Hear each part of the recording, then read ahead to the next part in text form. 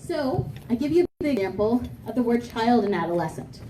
If we look at the dictionary definition of child and adolescent, they actually encompass the same age range largely. So they are pretty much the same definition. We are talking about the same age range in describing a human youth. But when the media uses child versus adolescent, we're going to evoke different schemata. Different visual images, different words are going to impact us differently. So I went to Google and I typed in the word children.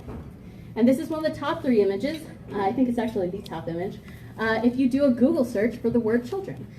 So this is what we tend to think about when we think about children. I did the same thing, but then I did it for the word adolescent. And we can see very different images depending if we search child or adolescent, even though these by definition are the same age group. They're evoking different schemata. So how does this matter on a political level? Well, on a political level, you'll see media using different words. So if we think back to the Trayvon Martin case, Trayvon Martin on Fox was referred to as an adolescent, but on MSNBC was referred to as a child.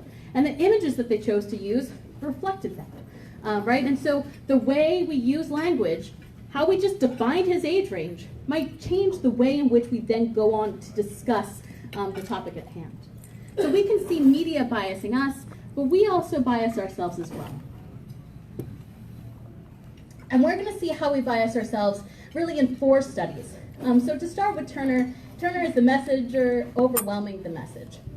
This piece can be summed up in this picture. When I think about this piece, I think this piece is really sort of about these glasses. So which of these glasses is going to get us the best time? The big Martini. one in the middle. Is it the middle one? Yeah. The truth is they're all holding the same amount of liquid. They're all going to get you equally buzzed, right? You're going to have just as good of a time. The difference here is about presentation, right? The shape of the glass, how it is presented makes it look like it's larger or smaller, like it's containing more or less liquid, even though they're containing the same amount of liquid. So Turner's piece is asking if the messenger, the glass, overwhelms the message, the actual content of the glass. So are we going to take more from the messenger and sort of take our own things away than what's actually in it?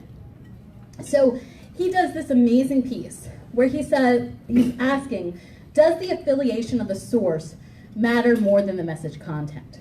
Meaning, if we're watching TV and we know it's coming from Fox, or we know it's coming from CNN, or we know it's coming from MSNBC, is that going to change how we interpret the material? So specifically, does attaching the label of CNN or Fox, because they're diametric opposites, CNN being far more liberal and Fox being far more conservative, send an ideological cue to the reader regarding the content? If just that label, is that going to change how we interpret the message? So what he does is, well, he comes up with a hypothesis, which we've basically described, so we can move on. Go ahead. So what he does is he selects 5 stories. Takes 5 news stories that are relatively neutral in scope.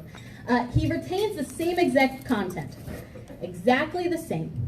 And what he does is he re-records it. He gets an anchor, and he does 3 recordings, except it's only just 1 recording. And then he just changes what it says at the bottom. So takes an anchor that they've never seen before, has them read the same script, and then just changes. On one, it's going to say Fox at the bottom. On another, it's going to say CNN, go ahead, on the bottom. And the last one is not going to say anything to be neutral. So would just look just like Anchorman, right? Where you get the same exact broadcast, and then he has them watch the same exact broadcast, and then take a poll. So what do they find? They found that stories that were not attributed, so those that did not have an anchor or an affiliated station, just was the story, scored a 25.5 when they were asked to tell whether or not it was biased to the left or to the right, on a scale of 0 to 50. So what does that mean? News right in the middle. People said this is very neutral. This is a very, politically, we don't see any sort of bias here. This is a very neutral piece. Well, when we go ahead and we put CNN on it, it gets a strong negative sign, which means that people perceived it as liberal. And when you put Fox on it, it has a strong positive sign, very close to 50. People were perceiving it as conservative. Simply by putting the label, people then said, nope, this is conservative news, I'm not going to listen. No, this is liberal news, I'm not going to listen. And they decided to put their own predispositions before the information. Perception of bias was even stronger for what we call ideologues. These are people who are very involved in politics and understand it in a deeper level. So you guys are closer to ideologues than most people. You are far more likely to assume bias, I assume, because you're involved in the league, you're here trying to become politically informed, or as Myra says, get smart on the issues. And because you like to get smart, you're far more likely to bias yourself. You're far more likely to say, oh, I already know that's trash because it's X station. So the big conclusion here are cues are used to send a signal and influence the interpretation of content. They appear to be in the correct direction. They were able to say, yep, Fox conservative, CNN liberal. But they're given more weight than the content itself. We cared more about the size of the glass. Someone would pretend to be more drunk if they drank from the big glass than the small glass, right? They are more concerned with where it came from than actually listening to the content. So we're biasing ourselves by just using these sort of cues and selecting out. Our next piece is just as scary, I would think even scarier. Nyhan and Reifler have this piece called When Corrections Fail. And they start by citing Kuklinski, who's another author in this subfield. And he makes a distinction between being uninformed and misinformed. So when you're uninformed, you just simply don't have the knowledge, right? You just don't have the political knowledge and you don't know. But when you're misinformed, you have some piece of knowledge that is wrong or was incorrect, and you're using that to make your decision. And Kuklinski makes this argument that it's more dangerous to be misinformed than uninformed, because that uninformed causes you to go and vote incorrectly, if you will, or make a public opinion that you wouldn't have done if you had the correct piece of information. Zoller tells us that opinion equals information times predisposition. When you form your opinion, it's part the information you've been exposed to, and it's part your feelings beforehand, your predispositions, your priors. And so we need both quality information as well as an understanding of ourselves and what we feel to make a meaningful, educated opinion and therefore vote, seeing as we live in a democracy. So citizens may base their opinions on false or misleading information that they think is true. Misinformation ends up leading to misperceptions. We define misperceptions as the extent to which beliefs about controversial factual matters square off with the best available evidence and expert opinion. So if all the experts are saying X and somebody says Y, we would consider that a misperception, right? Because the people who are the experts in the field, who rigorously study it, whatever, are unified or relatively unified about this, so we would consider that a misperception. Stated otherwise, misperceptions are cases in which beliefs about factual matters are not supported by clear evidence or expert opinion. A great example of us seeing misperceptions continue is with Bush and weapons of mass destruction. So misperceptions are often fueled further by ideological alignment, where people are more resistant to update their beliefs. Let's go ahead and watch the first video. Yeah. Oh, go ahead and pause just for a second.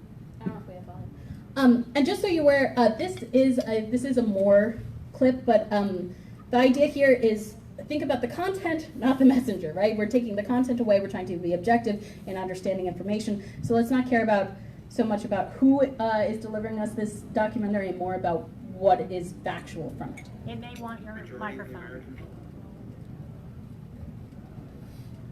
Trusted the president, and why shouldn't they? He had spent the better part of the last year giving them every reason why we should invade Iraq. Saddam Hussein has gone to elaborate lengths, spending enormous sums, taking great risks to build and keep weapons of mass destruction. Saddam Hussein is determined to get his hands on a nuclear bomb. Nuclear weapon, nuclear weapon, nuclear weapon. Active chemical munitions bunkers, mobile production facilities. We know he's got chemical weapons. He's got them, he's got them, he's got them. Okay, the idea here is that before going into Iraq, Bush comes out and says that Saddam Hussein has weapons of mass destruction. Over and over again in repeated speeches, he says over and over again, he's got them, he's got weapons of mass destruction. this is from a press conference following the invasion. Bush himself saying that no, there is no weapons of mass destruction. Suiciders to kill innocent life, who had relations with Zarqawi. Imagine what the world would be like with him in power. The idea is to try to help change the Middle East. Now look, part of the reason we went into Iraq was the main reason we went into Iraq at the time was we thought he had weapons of mass destruction. Turns out he didn't, but he had the capacity to make weapons of mass destruction. Because of the volume, what he says there, I'll repeat what he says. He says, the major reason why we went into Iraq is because we believed he had weapons of mass destruction. We went in, he didn't have them, right? So he corrects the misperception. Before the war says, yep, they've got weapons of mass destruction. After going in says, no, they're not there. So clearly it's a misperception. He himself comes out and says, they're not there, guys. Sorry, we got it wrong. Go ahead. What we see, though, is people do not correct that misperception. So before the war, asking whether or not they had them in various forms, nuclear, chemical, etc., we get 55, 56, and 47%.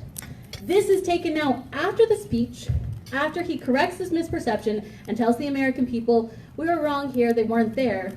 And yet, staggering amount of people still say that they are there.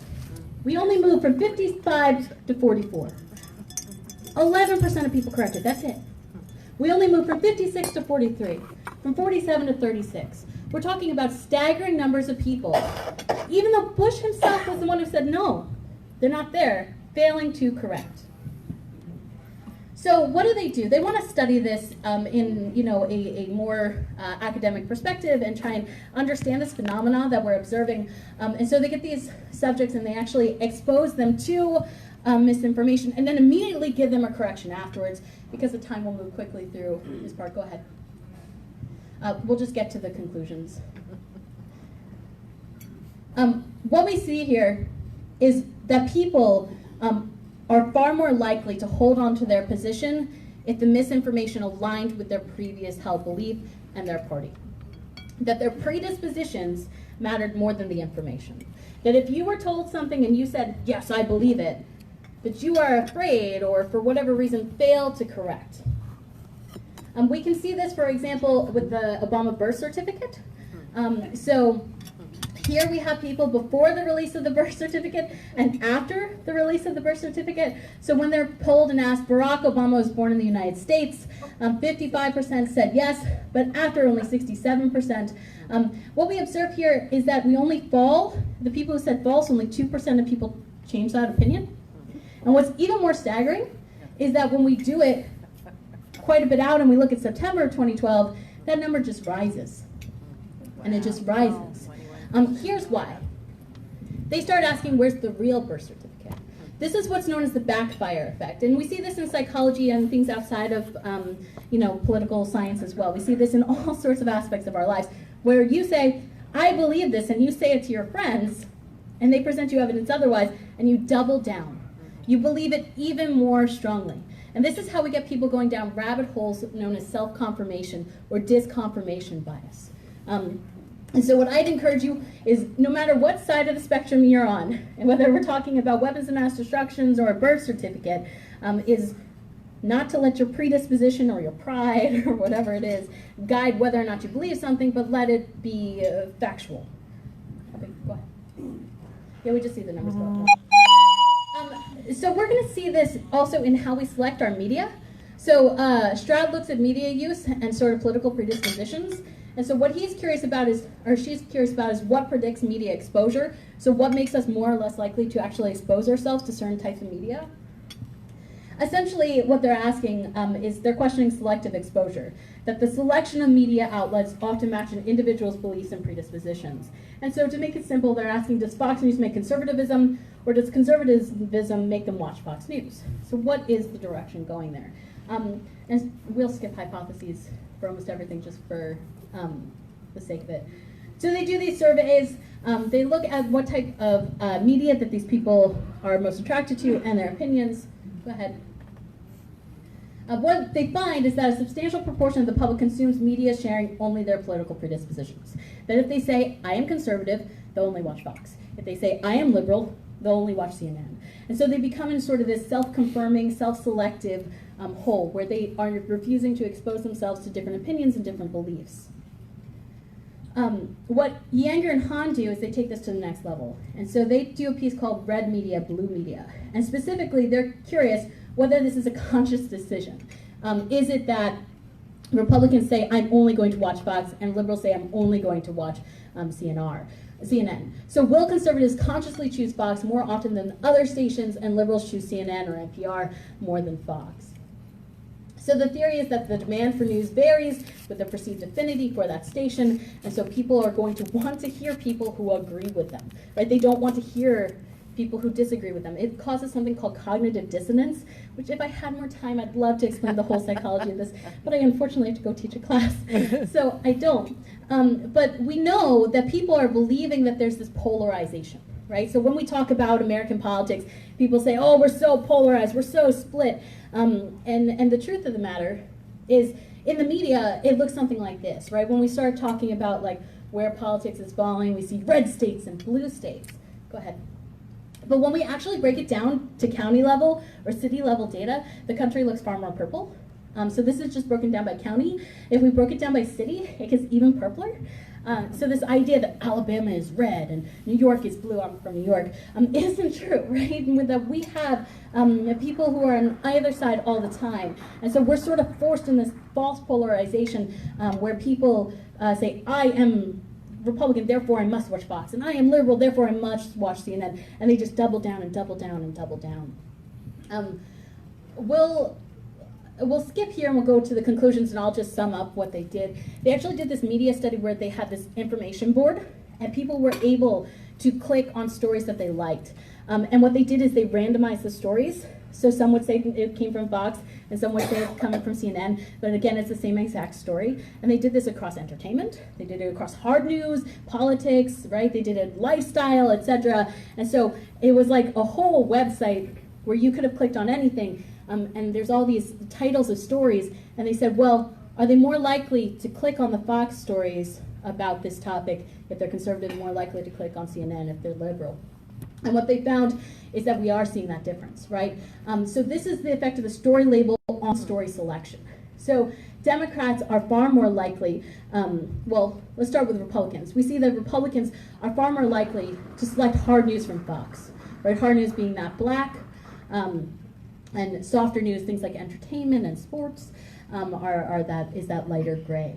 And so what we see across the board is that liberals are far more likely to select hard news from CNN or NPR, and Republicans are far more likely to select hard news from Fox. They're more likely to select their source overall, period, but we see a little bit of difference when it comes to soft news. What we should see is more this independence, right, where it's more equally spread. But we are seeing that people are self-selecting into, they're only wanting to hear hard news from the source that they already believe they agree with. So the conclusion is that Republicans choose Fox no matter what the content. Hard or soft, they're choosing Fox at far greater degrees. Liberals avoid Fox, but they don't tend to converge on anything. It's not that they're only watching CNN, they also watch NPR and other things. Why is this? It's likely due to the fact that there's many liberal options, and so we see them sort of spread out. Whereas with conservatives, Fox is the main outlet, and so they're all there and only there. Partisans with political interest are more likely to be selective. So you guys are far more likely to select yourselves into news that only you already agree with. Why? Because you're already involved, you already care. And that's why this is such an important thing to understand, is those of us who care the most bias ourselves the most. And we need to be aware of these self-biases that we're sort of conducting. Go ahead. So we really need to think about what we know in the world and know about society. We know that the source is going to bias our interpretation. If we see CNN or we see Fox and it's on the opposite end, we're already going to let our predispositions guide us. We're going to make judgments about the content regardless of the content.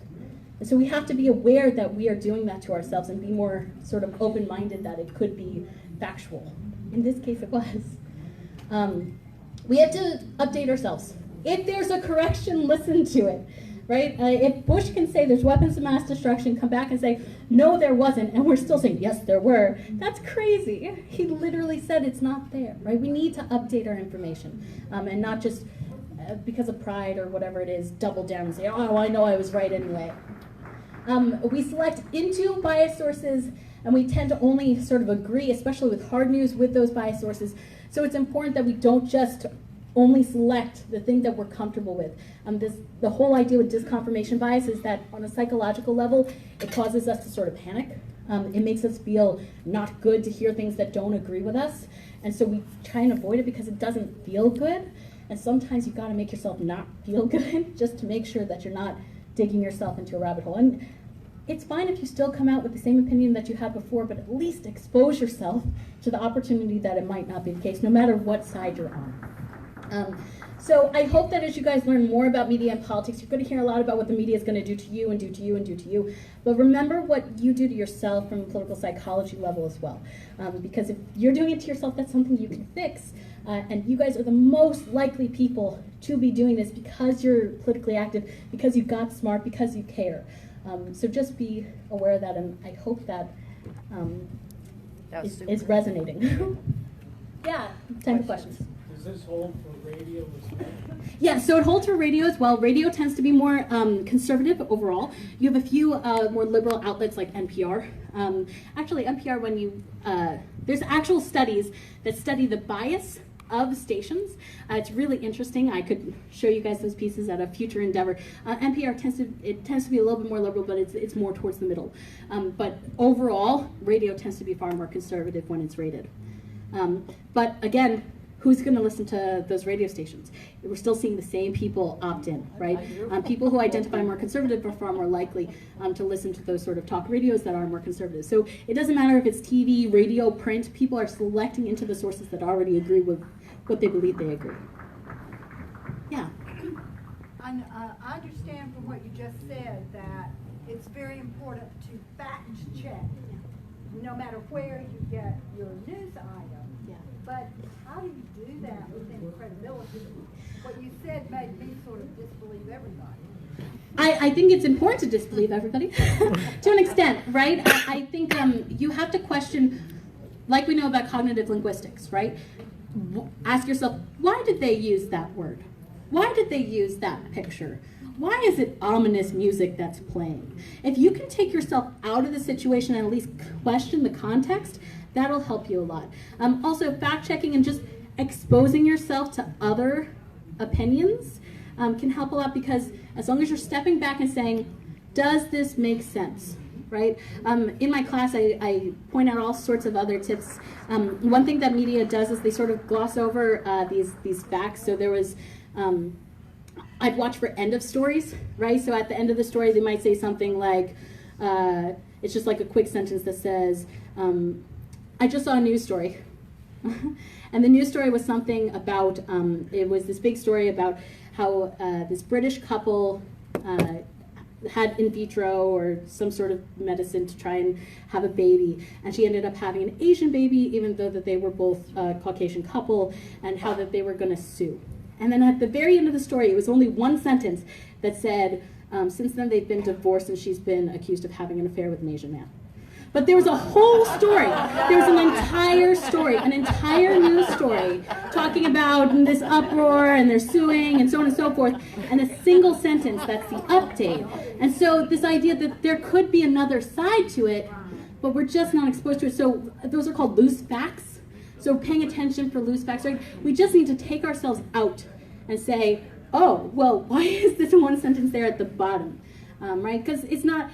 An affair is not that interesting of a story, but in vitro sort of conspiracy going on is a bigger story. It's more dramatic. It's going to get more people to click. And so look for those loose facts, cross-check, just be aware of your self-bias. The more you can learn about bias and presentation and media effects, the more capable you are of sort of resisting manipulation just because you're aware of it. But are there sources that we can go to? Yeah. To say no, there's no weapons of mass destruction? Yeah, so governmental reports, there's academic papers, there's stations that are more towards the middle, right? So if we actually look at the ranking of stations, and there's academic papers that go ahead and they rank them and say, this has this much bias, this is that much bias. Just get smart on what are the correct stations, if you will, or at least the ones that have less bias. Yeah, can you name? Yeah, so for example, there was a study, I wish I could remember the year, but they ranked Fox and they ranked CNN, they ranked MSNBC. And so I haven't read the updated study, but this was like 10 years ago, and they found that Fox and CNN obviously were both partisan to the side in the amount of bias that they had and spin that they had, but MSNBC was more towards the middle. It still was a bit more liberal, but it was more towards the middle then, right? And so that would be an example. I could dig in more about local stations and things of that nature, but I think it's about just going and fact-checking. Yeah. Hello, everyone. I'm actually a journalist for 20 years, and so I recommend that you look at Reuters and you look at AP News, both of which are very balanced and nonpartisan. All the media is not bad, I can assure you. It's important that we keep that in mind, because if you're looking for something, as the good doctor saying, you'll find it. But as a journalist, I watch all three, so that I can use my own intelligence and weigh in what I see. And it's important that you do ask questions, but you also know where to go. So Reuters and AP News is where I go. And I do radio every morning on a very conservative station. But because I'm a journalist and I'm neutral, it doesn't matter what they stand for. It's about me bringing the facts. I just wanted to add that. Thank you. I think I have time for maybe one more question before I have to run to class. Yeah. I do watch a lot of those stations you talked about. And I'm aware that a lot of them are not really reporters. They're opinions without the station clarifying that. So what percentage of Fox is really opinions? What percentage of CNN are really opinion people as opposed to the news? Yes, so there's academic papers on that. The one I was referring to, for instance, that showed is in excess of 90% of Fox had some sort of opinion or spin. 90% plus of their material. I wish I could remember the exact numbers. I don't want to tell you guys the wrong numbers, so I'd have to find that academic paper. CNN was up there. It wasn't as high as Fox, but it was up there on the opposite end of the spectrum.